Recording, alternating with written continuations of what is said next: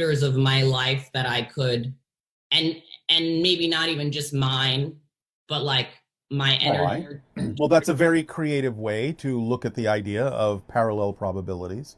Right. And there's a guide in this stream who's sitting at a round table on the first floor while I'm walking up and down the stairs, moving boxes, thinking I have to leave.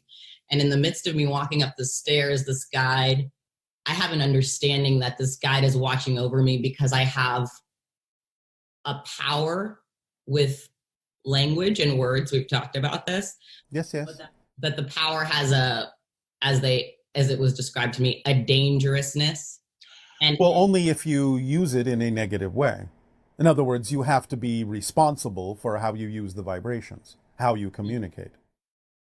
Yes, interesting. Okay, and then, so that's clear. And then the second dream question about that compact mirror butterfly energy that spun in 360 degrees. Yes, what about it?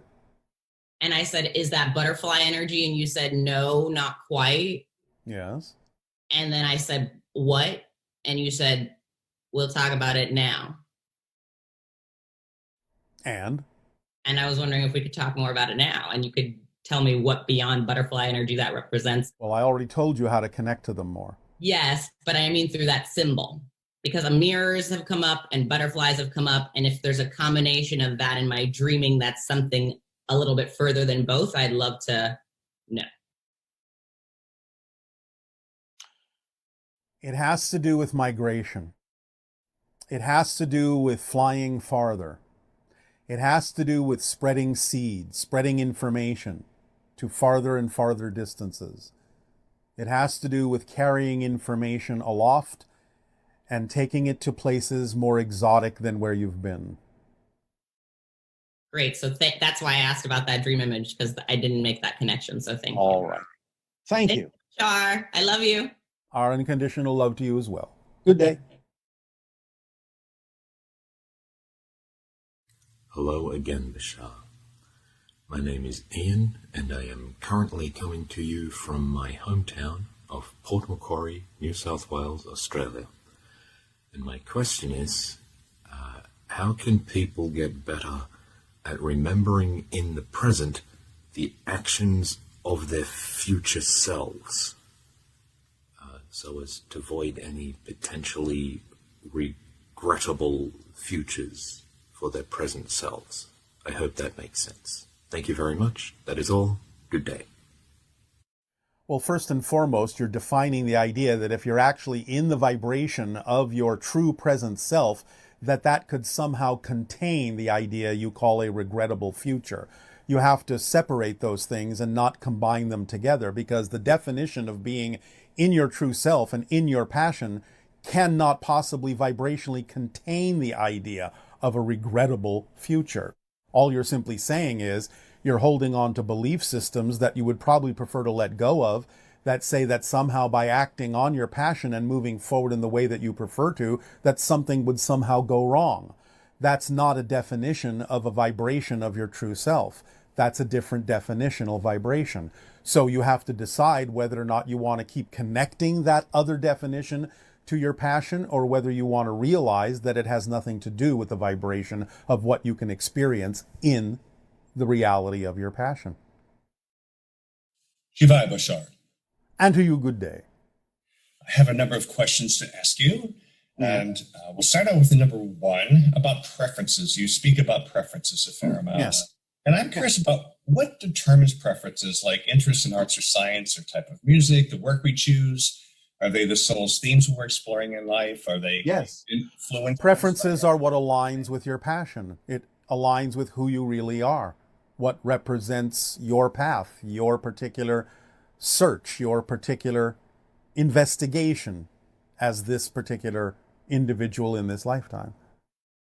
I see. And are they influenced by our DNA or physiology or life's experiences? They can be, but they're more influenced by what you believe to be true.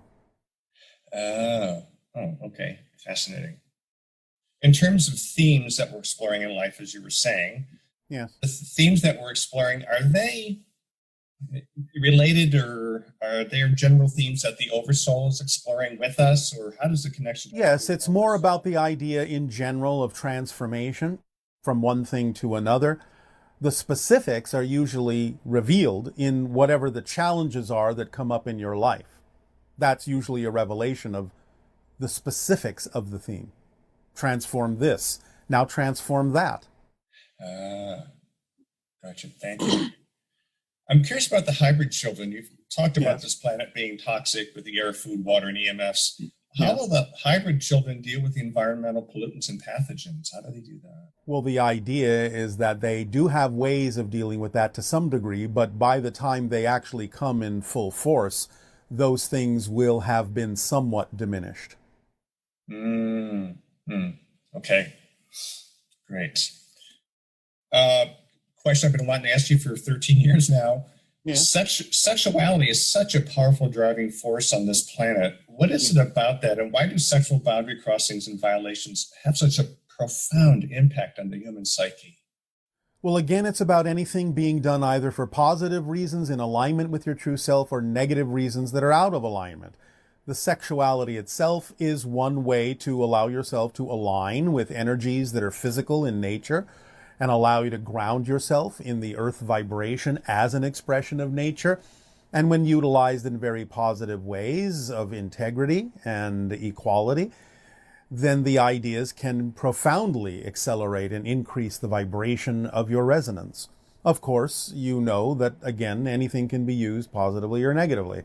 So when used negatively in terms of controlling issues or self-depreciation issues, or one of the various fear-based belief systems that exist on your planet that you connect to sexuality, then of course your vibration will in some sense lower. Great, thank you. Yes. Speaking of the ET neighborhood, several decades ago, a channel brought to me one of the most refined spirits I have ever experienced. And beyond, the purity was beyond anything I thought was possible. All right. The name of this being was Esarera. And it struck me how similar that name is to Sasani. Is there any relationship there? Who was this being? There is. It's a hybrid being that you are connected with that might be representative of a counterpart. You understand that term? Yes. All right. So you may be dealing with a counterpart version from the same oversoul that you are an extension of, to give you a reflection for guidance synchronistically that is also connected to my reality. Whoa. Profoundly struck by that. All right. Oof. Okay, thank you. Yes. Wow. That was really helpful. All right. I live in the San Francisco Bay Area, where the lightning storms have started many of the fires here. How exciting. It was actually at some level. And I had a felt sense that the lightning was conscious, and then the lightning strikes were somehow intentional. That's not the right word. Is there anything to... I understand exactly what you mean. The idea, again, is to understand that weather is a reflection of the collective emotional body of your entire world. And therefore, there may be archetypal representations that, of course, if you're sensitive enough, you will sense the consciousness in, because it is an expression of the collective consciousness of your planet on an emotional basis. Wow. Thank you. That's very enlightening, as it were. Oh, thank you for the pun. Infants. I'm curious about infants. You've invited us to ask the question of ourselves, what would I have to believe to be true to have this feeling I'm having? Yes. How does that work in infants? Do they actually have thoughts like that? Or they're not formed that way yet. They haven't all crystallized yet into the belief system structure of the collective. So they kind of come and go and still rely on their connection to their spirit. Oh, okay. But they may be absorbing some of those belief systems as they grow. Mm-hmm. Okay. And given all that, what is the wisdom of all the changes that are happening now with the fires, the storms, the flooding, COVID, the political, social unrest? Well, certainly you are being given a reflection of the consequences of the choices that many of you have made, and whether or not you are now willing to take responsibility, meaning the ability to respond, to make changes that are more in the direction that you really prefer. Remember, physical reality is just a mirror. Right. So if you don't necessarily prefer what you're seeing in the reflection, it's a good opportunity to get in touch by contrast between what you don't prefer and what you really do, and then to act accordingly. But this is the convergence time. In other words, all the different cycles of what you have created are now converging. That's what this time is all about, so that there is absolutely no mistaking the consequences of the choices that have been being made. It seems like to decide. Yes, it seems like the delay between our decisions and when the consequence happens seems to be, we can't seem to put those two together. Well, you live in a reality of space-time construction, and therefore there can be what you call a delay. But it's bringing to your attention that the idea of a choice and the consequence are actually getting closer and closer, and not as much are they delayed. Nice. Okay. I'm curious about how the Earth was populated with animals and the aquatic species and the plants. Was it DNA fragments? Was it delivered to us by other ET species? How did this? Well, both. There is the idea of panspermia. You understand that? Yes. Of genetic material being delivered by asteroids and comets. There is also the idea of certain deliveries by extraterrestrial races of certain genetic material as well. It's one of the ways that nature has of expanding itself and creating evolution, is that some races develop to the point where they simply become mechanisms, not to devalue them, for the idea of the expansion and continuation of evolution of other races and other planets. Mm-hmm. Okay, thank you. Yes.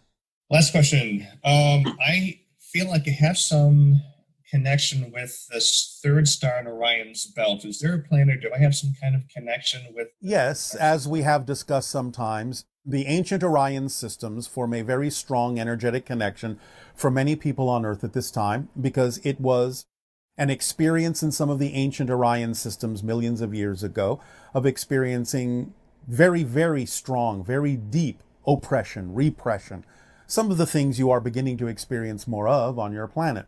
And therefore, this is an opportunity to connect to those ancient Orion energies of negativity and darkness and transform them into light, so that you don't necessarily have to experience the Orion path as you experienced before a long time ago on Earth again. The idea of the Earth at this time is that it is kind of a melting pot of different kinds of pathways that different souls have taken, all coming together to now live out certain experiences and attempt to transform them into more positive ones. Earth is a transformer planet. Oh, beautiful. What an exciting time to be here. It is. And is the number 11 associated with that star system? Not directly, no. More, again, the number of 13. 13, okay, great. Both the positive and the negative aspects of it that have come into your folklore. Beautiful. Thank you, Bashar. I am just deeply grateful to have this contact with you. As we also deeply appreciate the co-creation of such, our unconditional love and support to you. Hello, Bashar. My name is Kay. I'm from Hong Kong. I want to ask about Hong Kong. This is a very challenging time for us politically. I want to know on a personal level and as a group, what kind of action or belief system that we should take in order to have a positive experience out of this. Thank you. Well, clearly positive belief systems, positive definitions. But again, it all comes down to the distillation that we have shared with all of you that leaves nothing out. Follow the formula as best as you can, as best as you are able. Examine your belief systems and exchange the negative ones for positive ones, create positive definitions. And remember, it's not so much about what happens as it is about what you do with what happens that makes the difference. So no matter how things look, respond to them in positive ways. I'm not saying you ignore that something might be being created from a negative place, but you don't have to experience negativity just because it was created that way. If you maintain a positive relationship to the experience in your reality, you'll be able to use it to your advantage. So You have to stay in that state and see things from that viewpoint, from a more holistic perspective, and assign more positive definitions and meanings to the things in your reality. Whether they are created or you perceive that they're created negatively in other people's realities makes no difference. If you remain in that positive state, you will get the benefit from whatever happens if you keep that relationship between you and that circumstance in a positive state of being.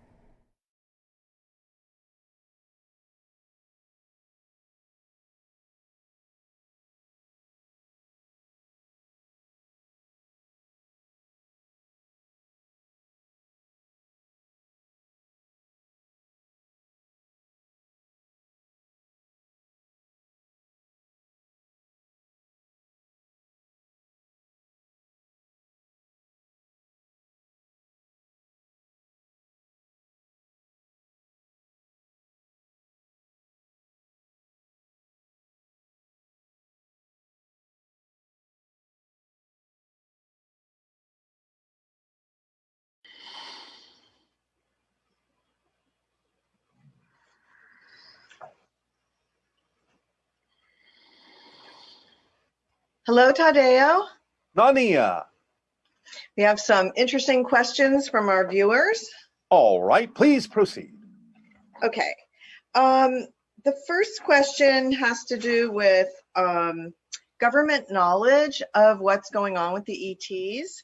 And the people want to know about if the members of our government have knowledge about the imminent arrival of ETs, and are they involved in making preparations for the event? Some members are, but remember, it is not mostly the individuals you know as members of your government that are aware of these things. As has been said for quite some time, there is an organization that doesn't necessarily operate as your government that is mostly aware of what is going on with extraterrestrial involvement or proximity or contact with members on your planet. So while a few members of your government are aware of what is going on, most of the so-called preparations or avoidance of preparations are being made by the individuals that are involved with the organization that is clandestine. Are they aware of the hybrid children coming and the preparations or enclaves where they will be placed? Most of the individuals that are involved in that clandestine organization are aware that eventually hybrids will be among you more and more. They are not necessarily directly involved in the creation of the enclaves. That is more of something that will happen with the general public or being chosen by the Yael and the hybrid children themselves. Okay. Can you tell us, do we have like a main galactic family, or do we have energies from galactic beings from all over the universe? Well, not all over, no. You have a relatively close-knit connection of galactic family energy that many of you are connected to, but there is also the idea of a subgroup of that is more relevant for you to be connected to, as we have said many times.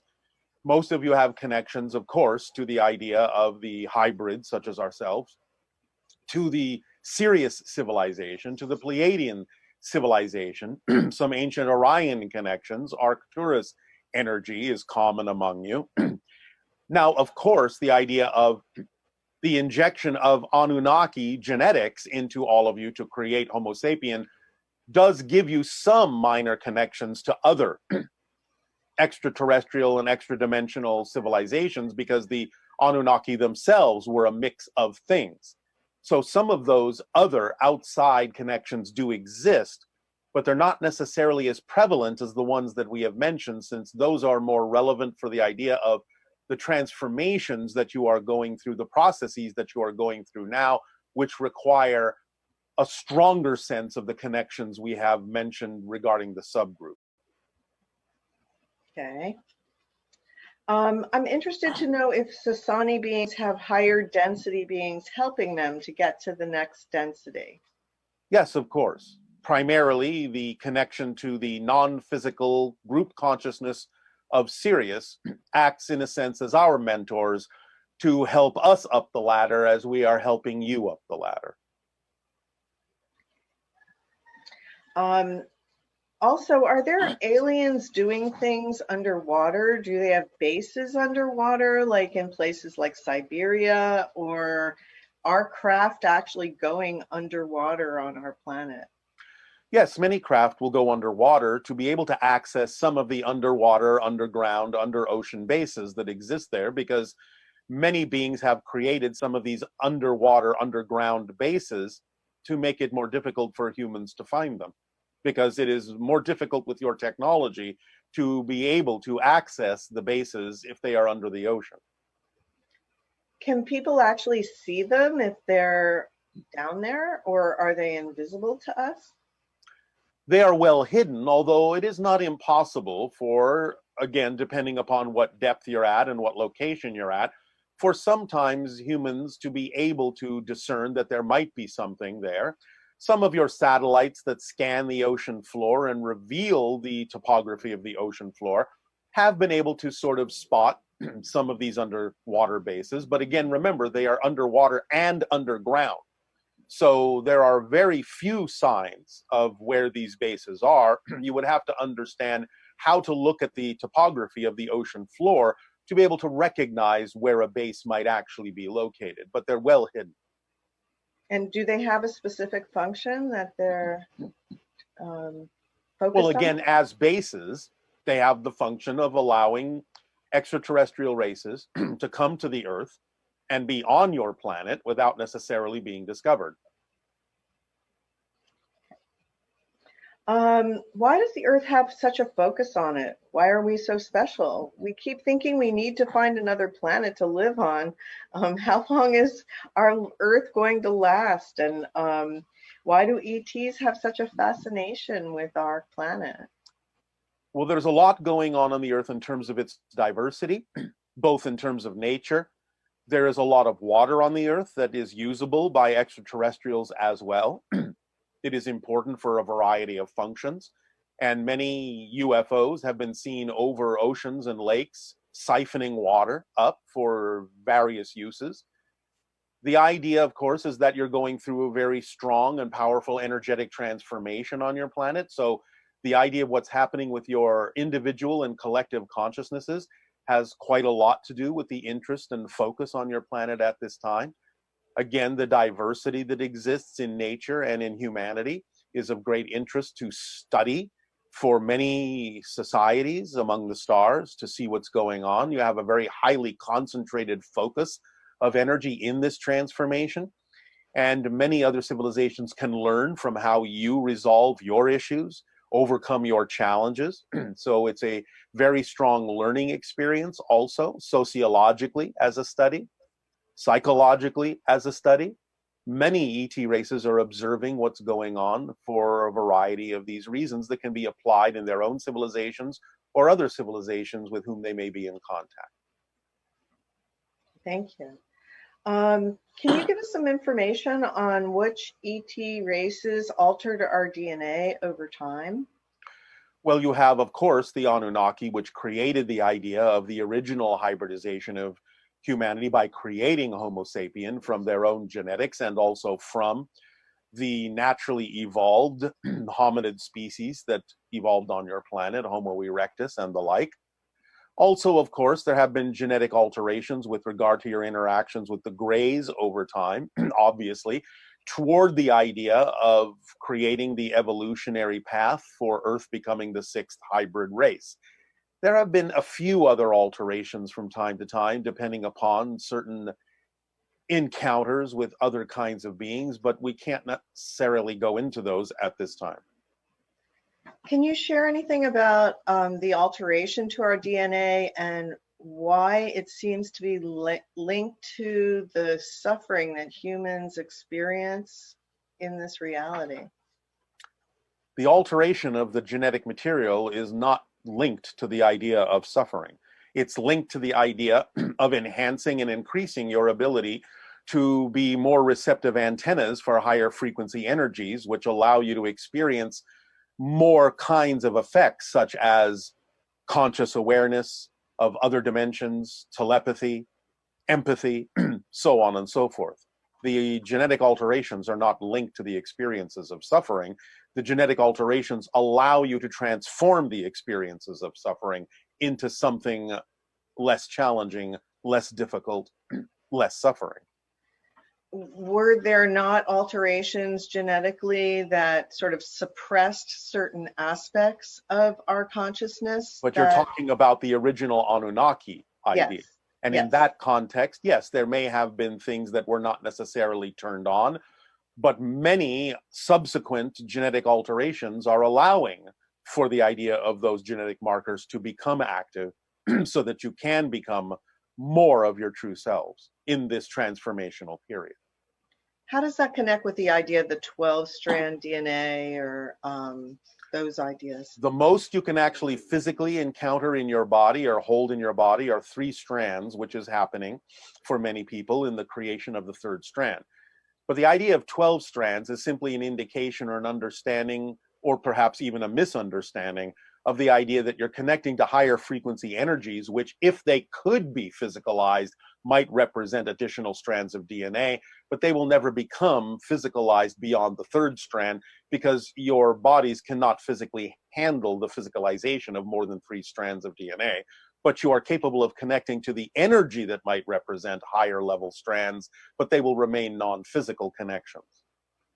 So on the idea of the original hybridization that was created to create humans, and the idea that there were certain markers, would you say, that were suppressed in that original creation? Yes.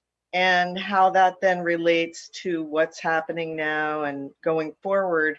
The idea is that the assistance we're receiving now is allowing us to activate more of our awareness of other dimensions. Yes, more of the markers are being activated, Okay. which allows for ultimately the creation of the 3rd strand of DNA.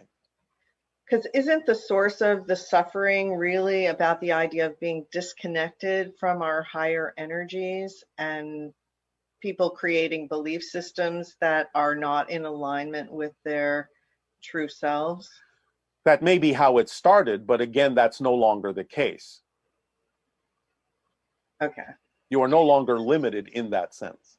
All right. But that is the healing that's happening now, right? By becoming connected with these other levels of our consciousness, we no longer have to experience ourselves as being a disconnected species.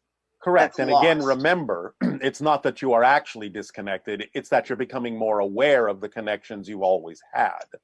Just because there may have been a kind of suppression in the physical DNA doesn't mean that you've never had the ability to connect energetically. It's just a matter of the belief systems that were created through the suppression not necessarily making it available to your awareness that you could always have turned those markers on. I see. Which ETs contacted the Mayans? And can you tell what information did they share with the Mayans? This is a misunderstanding. It's not that, even though there were other ET races that were in contact with the Maya civilization, it's not that there were basically the idea of extraterrestrials contacting the Maya. The Maya are the descendants of extraterrestrials. That particular humanoid species came to Earth, established colonies, built many of the structures that you understand that exist in those regions on your planet. But in that sense, it is the Maya themselves that built those things. It's just that the descendants now, while they have the memory of their connection to those ancient ancestors, those ancient extraterrestrial ancestors that came to Earth, it's simply that some of them chose to remain on Earth when the majority of the Maya left.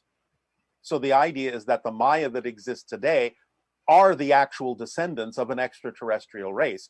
So it's not so much that the extraterrestrials came and visited the Maya and helped them with those structures. The Maya themselves, in their early form, actually built those structures because they are actually extraterrestrials who came to Earth. And yet didn't they express themselves as a more primitive civilization in a sense, in terms of the structures they created? And they all have that idea of like the pyramids in Tikal, this pyramidal structure that seemed to be prevalent throughout the planet. Yes. The Um, ones for the Maya were built by the Maya. It's just that, again, remember, after the majority of the Maya extraterrestrials left, which actually are called the Mayab, the idea of the remnants that stayed, the few that stayed, created the Maya civilization as you know it, but it also devolved because they were no longer experiencing the level of technology that the original Mayab had. And also because of different things that have gone on your planet, certain destructions, certain environmental issues, encounters with individuals that conquered the civilization has allowed them to forget much of their ability that they originally had. But when those structures were originally created, they were created by the Maya when they were at their peak, before they left. did those ET civilizations practice human sacrifice or sacrifices and things like No. that, or that's all later developments? That's by much humans? later in the devolution. Okay. Can you shed some light on the intelligent civilizations that are in the Milky Way, in the sense that it seems like there are ET groups that are non-physical, some are semi-physical, some are densely physical like we are. Is in terms of ratios of civilizations in our neighborhood, so to speak,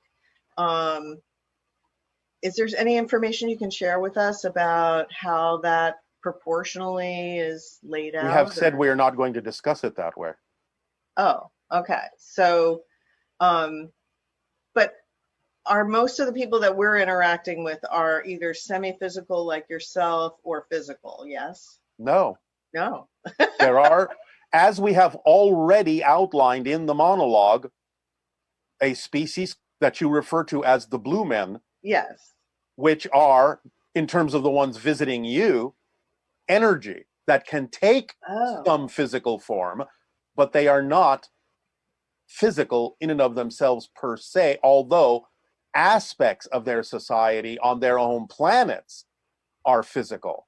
The ones that are visiting you are the ones that have learned to turn themselves into energy and can take some physical form, but they are not the same as the physical component of their society, which remains on their home world and the colony worlds that they have created.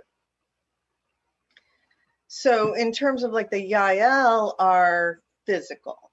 Yes. Yes. But they are of a high vibration. Sirius consciousness is a non-physical. Higher level Sirius consciousness is non-physical, but there are physical Sirius beings that are amphibious that have physically visited your world in the past. So when we're interacting with the dolphins, is that in a way like interacting with an ET species that's intelligent and physical and also connected with other levels of physicality or non-physicality? Yes, but they're not ETs because they're not extraterrestrial. But they are, in a sense, an alien life form to you.